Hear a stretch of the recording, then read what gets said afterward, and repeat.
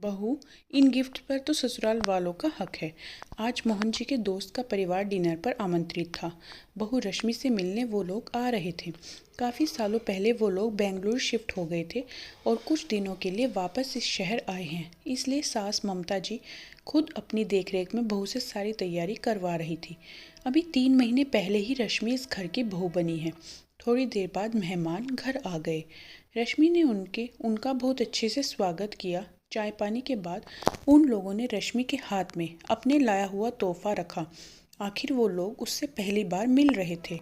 तोहफा बहुत ही सुंदर तरीके से पैक किया हुआ था। रश्मि ने तोहफा ले जाकर अपने कमरे में रख दिया। कुछ देर बातचीत करने के बाद सबने खाना खाया। उन लोगों ने भी रश्मि के बनाए हुए खाने की दिल खोलकर तारीफ की। थोड़ी देर बाद वो लोग घर से रवाना हो गए। उनके जाने के बाद रश्मि रसोई की साफ सफाई करने चली गई। साफ सफाई कर जब अपने कमरे में गई तो मनोज अभी जगा हुआ था। रश्मि को देखते ही उसने पूछा, क्या तुम भी काम में लगी हुई हो? थोड़ा वक्त मेरे लिए भी निकाल लो। उसकी बात सुनकर रश्मि मुस्कुराते हुए बोली, जी जनाब, ज़रूर। भला आपके लिए वक्त नहीं निकालेंगे तो किसके लिए निकालेंगे? उसकी बात सुनकर मनोज हंस दिया और फिर बोला, लाओ भाई, अंकल आंटी क्या गिफ्ट देकर गए हैं नई नवेली बहू को, हम भी तो देखें। पैकिंग तो बड़ी सुंदर है। हाँ, मुझे भी उसे देखना है। वाकई पैकिंग तो बहुत सुंदर लग रही है।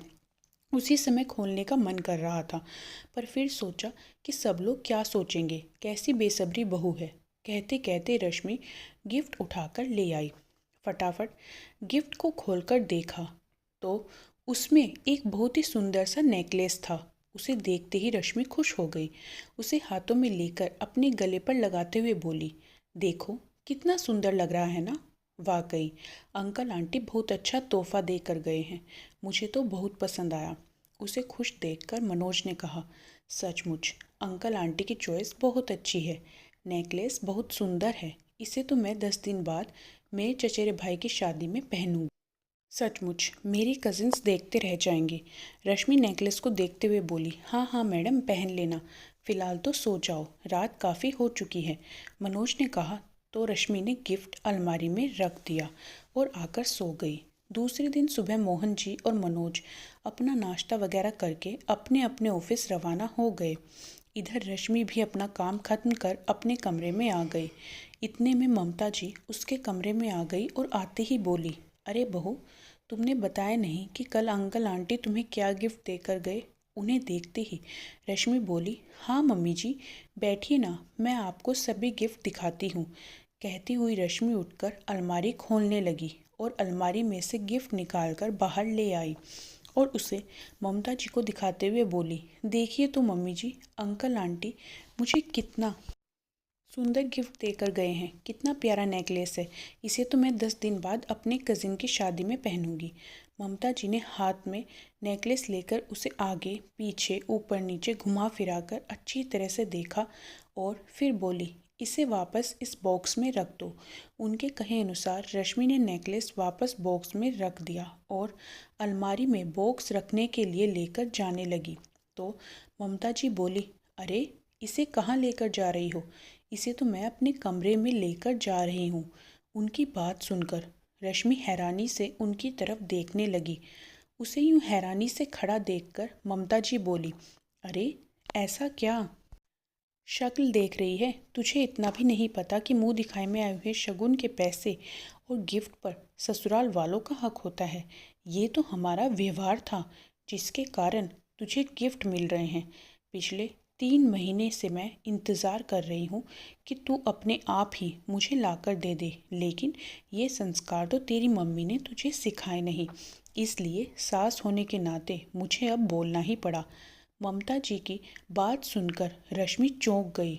उसके हाथ से नेकलेस लेते हुए ममता जी ने एक पर्ची रश्मि के हाथ में थमा दी और कहने लगी, ये पिछले 3 महीने में तेरे पास हमारी रिश्तेदारी और व्यवहार की तरफ से आए हुए शगुन के पैसे और गिफ्ट की पर्ची है। मैंने सब कुछ लिखकर रख लिया था ताकि मुझे याद रहे। अब तू ये तोहफे निकाल कर मेरे कमरे में ला दे।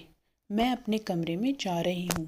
कहकर ममता जी रश्मि के कमरे से निकल गई और अपने कमरे में चली गई। रश्मि काफ़ी देर तक वैसे ही खड़ी उस पर्ची को देखती रही और मन ही मन सोचने लगी, हे भगवान, ऐसी भी सास होती हैं भला।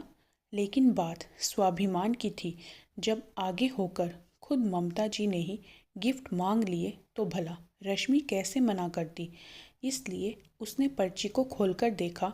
जो जो गिफ्ट्स उसमें लिखे हुए थे वो सारे गिफ्ट्स उसने इकट्ठे किए। शगुन के पैसे भी कुल मिलाकर के 5,251 रुपये थे।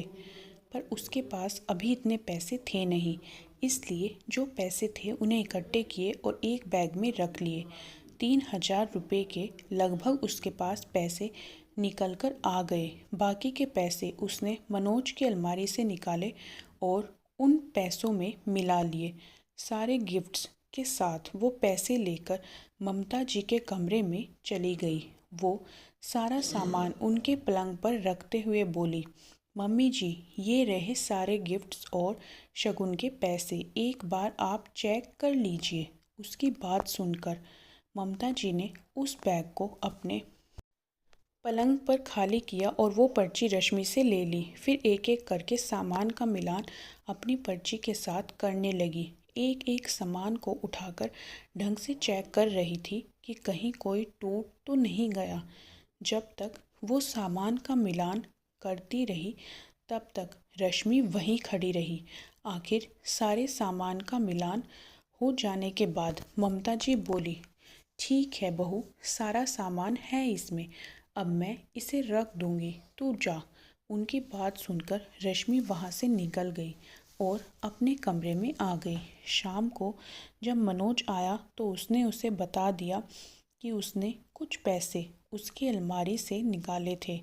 उसकी बात सुनकर मनोज बोला, तो मैडम आज कहाँ घूमने गई थी आप और क्या शॉपिंग करके लाई हो, बताओ तो सही। उसकी बात सुनकर रश्मि उसकी तरफ देखते हुए बोली, कहीं गई नहीं थी, बल्कि मम्मी जी को बाकी के पैसे देने के लिए चाहिए थे। उसकी बात सुनकर मनोज हैरान होते हुए बोला, मम्मी को बाकी के पैसे, क्या मतलब, कौन से बाकी के पैसे? वही जो शादी के बाद आप लोगों के रिश्तेदार और दोस्त मुझे मुंह दिखाई में देकर गए थे। रश्मि ने जवाब दिया तो मनोज अपना सिर खुजलाते हुए बोला, मुझे अभी भी समझ में नहीं आया कि तुम क्या कह रही हो। तब रश्मि ने बोली, मम्मी जी के अनुसार शादी के बाद आपके परिवार, रिश्तेदार, दोस्तों की तरफ से कोई भी तोहफा जो मुझे मिला है उस पर ससुराल वालों का हक है, क्योंकि वो सब उनके व्यवहार के कारण मिले थे। तो आज उन्होंने सारे तोहफे और शगुन के सारे पैसे मांगे थे, जिसकी उन्होंने मुझे लिस्ट भी बनाकर दी थी। तो उसी में कुछ पैसे कम पड़ गए, इसलिए आपकी अलमारी में से निकालकर उसमें मिलाकर दे दिए। अब आपको भी आपके बचे हुए पैसे चाहिए तो मेरे मायके से जब मुझे विदाई मिलेगी तो उसमें से दे दूंगी। रश्मि चुपचाप कहा और अपने काम में लग गई। सुनकर मनोज को बड़ी हैरानी हुई। उसने रश्मि से कुछ नहीं कहा, पर उसने अपनी मम्मी के कमरे में जाकर उनसे बात की तो ममता जी ने इस बात पर सहमति जताई। अरे, तुझे इस बारे में कुछ भी नहीं पता, इसलिए तू बीच में मत बोल। बहू को सारे तोहफे और शगुन हमारे व्यवहार के कारण ही तो मिले थे। मैं लोगों के घर में दे देकर बैठी हूँ, तभी तो उन लोगों ने लौटाया है, इसलिए उन सब पर हमारा अधिकार है।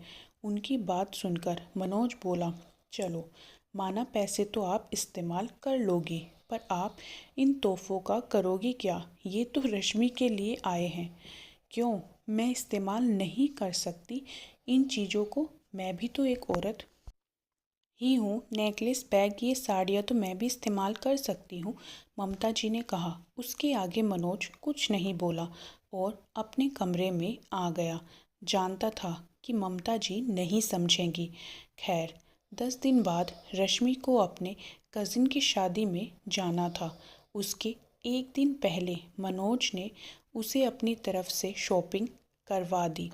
ज़्यादा कुछ खरीदारी तो करना नहीं था, क्योंकि 3 महीने पहले ही शादी हुई थी। सब सामान नया था, लेकिन जब सबको दूसरे दिन शादी में रवाना होना था तो रश्मि तो तैयार होकर बाहर आ गई, लेकिन मनोज काफ़ी देर तक बाहर नहीं आया। ये देखकर ममता जी बोली, बहू मनोज कहाँ है? उसे इतनी देर क्यों लग रही है? टाइम से जाएंगे तो ही तो टाइम से वापस आएंगे। पता नहीं मम्मी जी, तैयार तो हो चुके थे, अभी तक बाहर क्यों नहीं आए? रश्मि ने कमरे की तरफ देखते हुए कहा। तो यहाँ खड़ी खड़ी देख क्या रही हो? देर हो रही है, जाओ उसे बुला कर लाओ। जी मम्मी जी, कहकर रश्मि कमरे की तरफ जाने लगी। इतने में मनोज बाहर आया। उसके हाथ में एक बैग था। उस बैग को देखकर ममता जी बोली, मनोज हम तो अभी जाएंगे और 3-4 घंटे बाद वापस भी आ जाएंगे, फिर तू ये बैग क्यों लेकर जा रहा है? उनकी बात सुनकर मनोज मुस्कुराया और बोला, मम्मी इसमें कुछ ज़रूरी सामान है जो मेरे ससुराल को मुझे लौटाना है। उसकी बात सुनकर मोहन जी बोले, ऐसा क्या सामान है जो ससुराल वालों को लौटा रहा है? मनोज ने उनकी तरफ देखते हुए कहा, पापा इसमें कुछ गिफ्ट्स हैं जो मुझे शादी के बाद मिले थे और मैंने कैश भी रख लिया है जो मैं उन्हें लौटा कर आऊँगा। उसकी बात सुनकर ममता जी को गुस्सा तो बहुत आया। वो समझ गई कि मनोज ये सब जानबूझकर कर रहा है, लेकिन मोहन जी सामने थे इसलिए कुछ बोल नहीं पाई। लेकिन इधर मोहन जी हैरान होते हुए बोले, ऐसे कौन से गिफ्ट्स हैं जो ससुराल वालों को लौटा रहा है? और गिफ्ट कभी लौटाए जाते हैं क्या? किसने अकल दे दी तुझे? मम्मी ने कहा है कि शादी के बाद बहू को जो भी गिफ्ट्स और शगुन मिलते हैं उस पर ससुराल वालों का हक होता है, क्योंकि ये उनके व्यवहार के कारण मिले हैं। तो मुझे भी शादी के बाद जो गिफ्ट्स और शगुन के पैसे मिले हैं उस पर भी तो मेरे ससुराल वालों का हक है। आखिर ये सब उनके व्यवहार के कारण जो मुझे मिले हैं। आपकी बहू ने तो सारे गिफ्ट्स और शगुन लौटा दिए, पर मेरी भी तो जिम्मेदारी है, इसलिए सोचा कि जब जा रहा हूँ तो सामान लौटा भी आऊँगा। उसकी बात सुनकर मोहन जी ने ममता जी की तरफ देखा तो वो नज़रें चुरा रही थी। मोहन जी ज़्यादा कुछ नहीं बोले, बस इतना ही कहा, ममता थोड़ी सी समझदारी तुम भी दिखाओ। इन छोटे मोटे सामान के पीछे अपना भविष्य खराब मत करो। बहू का सामान बहू के पास होना चाहिए। इसके आगे मैं कुछ नहीं सुनना चाहता। आखिर ममता जी कुछ कह नहीं पाई, पर शादी से लौटने के बाद रश्मि को उसका सामान वापस दे दिया गया। दोस्तों कहानी कैसी लगी कमेंट बॉक्स में ज़रूर बताएं। वीडियो को लाइक करें, शेयर ज़रूर करें। चैनल पर पहली बार आएँ तो सब्सक्राइब करना ना भूलें।